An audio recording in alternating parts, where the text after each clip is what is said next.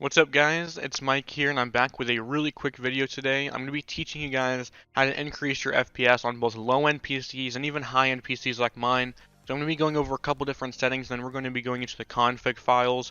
But first we're going to be doing video and then config, and I'll be explaining why that is here in a little bit. But I hope you guys enjoy the video. Stay tuned.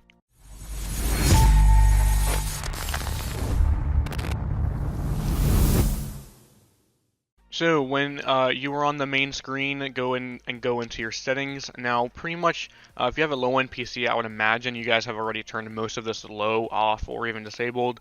But just the same thing. So ambient occlusion quality, turn this all the way down to disabled.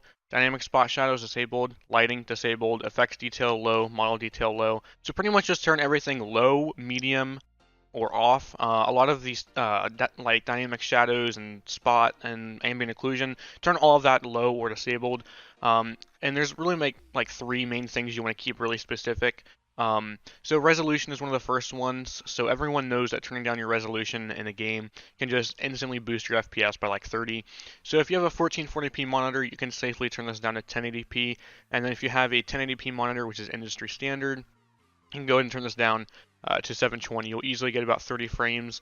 You will go down a little bit in quality, but it's not going to, kill your game. You'll still be able to play the game. It's just going to look a little bit fuzzy and stuff.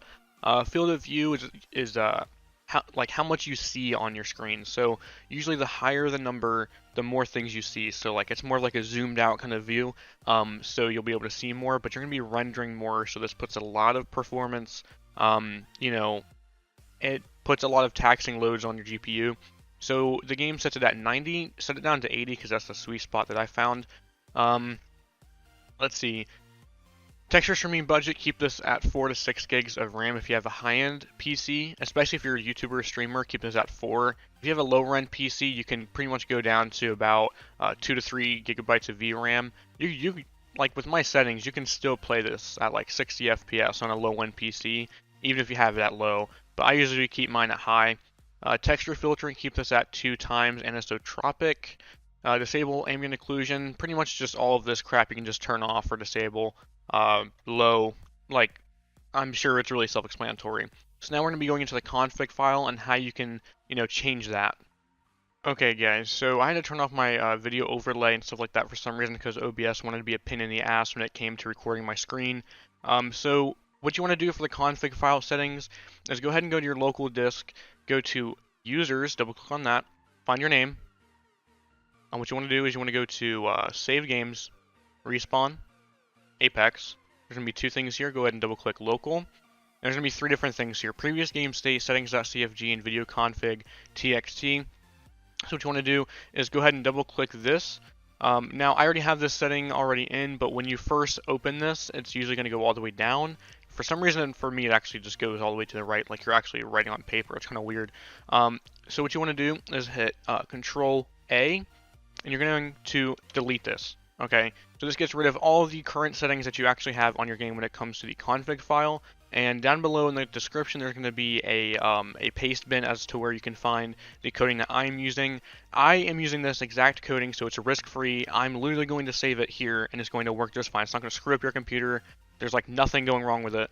So you're going to copy it, hit Control V, and like I said, for some reason it goes down for some people and it goes right for some people. So what you're going to do is you're going to hit Save As, find your videoconfig.txt file, hit Save, replace it. Now what you want to do, the last and final step to increase your FPS in this game, is you're going to go back to your config file.txt, right click it, go to Properties, and hit Read Only.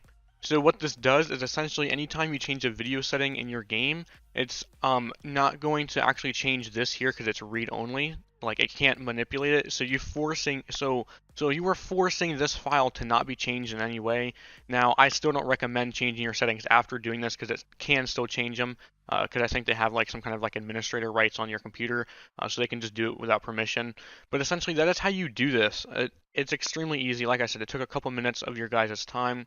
It increases FPS by about 50 to 60. And let me know in the comments down below what you guys think of this tutorial and how it worked out for you. Tell your friends, tell everybody. I'm trying to get my video out there, and I think this is a great video for people. that are struggling with Apex Legends, which is a lot of them. So if you enjoyed the video, like, comment, subscribe, all that good stuff, and I'll see you guys in the next video. Mike, out.